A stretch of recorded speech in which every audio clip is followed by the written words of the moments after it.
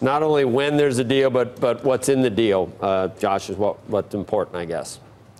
Yeah, no, absolutely, and they're the two key questions. And really, I think the fundamental thing is, what are we going to see? And is this going to be a deal that does all deals? Are we going to be able to sort of say everything's been solved and walk away? Or is this going to be really an ongoing process which is going to go on for many, many months? I think if we're serious about resolving the core issues that US has with China, then this is going to be a way station that's going to require a lot more continued focus by the administration for a number of months, if not years. So then we don't want to sign a deal in a month. I think we've got to be very wary about this notion that there are these very big solutions out there that can just be resolved with these one-off deals. The core issues that the United States has with China, which have been around for a long time, really go to the heart of a lot of the way that China's economy works, the China economic model, so to speak. And these are not changes that China can make quickly or rapidly. It's not even clear whether there's any political desire to make them in the first place.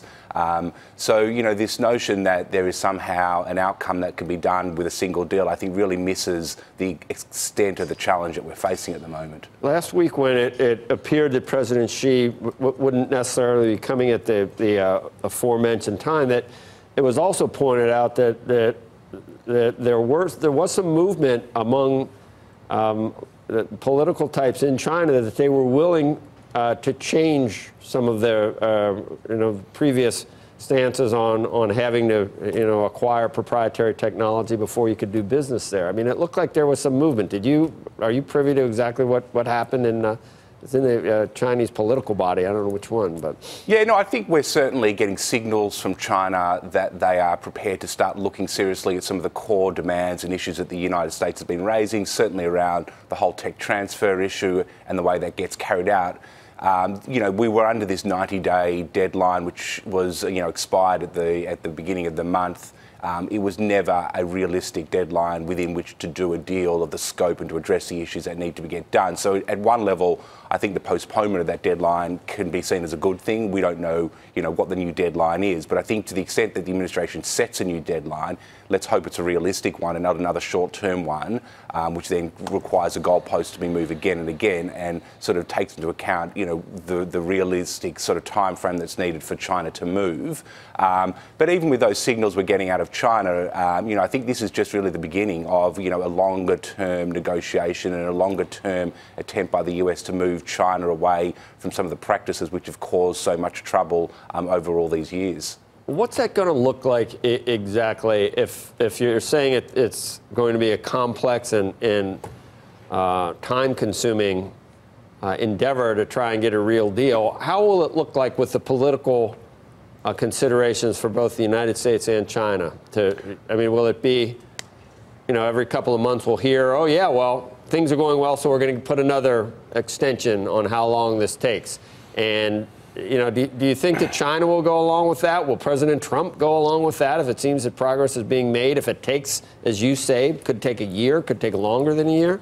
Yeah, I mean, this is probably a key question. I don't think the administration's done a good job of setting the scene for this type of outcome. I think, really you go back to the beginning of the administration when Xi was at Mar-a-Lago and they announced the greatest China trade deal ever, which was really just a packaging of a small additional purchases of US products and the like.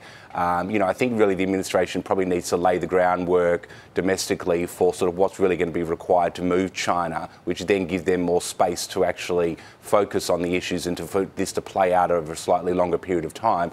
Look, frankly, that's what other administrations have also been doing in the past. This is a hard problem.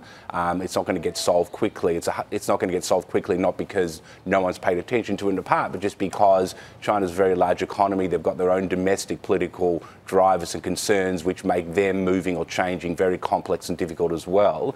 That said, we are in a particular moment. Certainly the use of tariffs and ratcheting up pressure on China, I think, has drawn attention in a way that hasn't been in the case in the past, and that's a good thing. The key is how do we use this leverage in the most effective way and to get the type of outcomes that are really going to matter for the US and are going to drive real changes, real new market access over time, rather than sort of, deals that are going to be good to sell politically but are really not going to move the dial when it comes to what matters economically. Well, it certainly was met with a lot of consternation and pushback in this country to do tariffs. Did you just say you think at this point that was the right thing to do.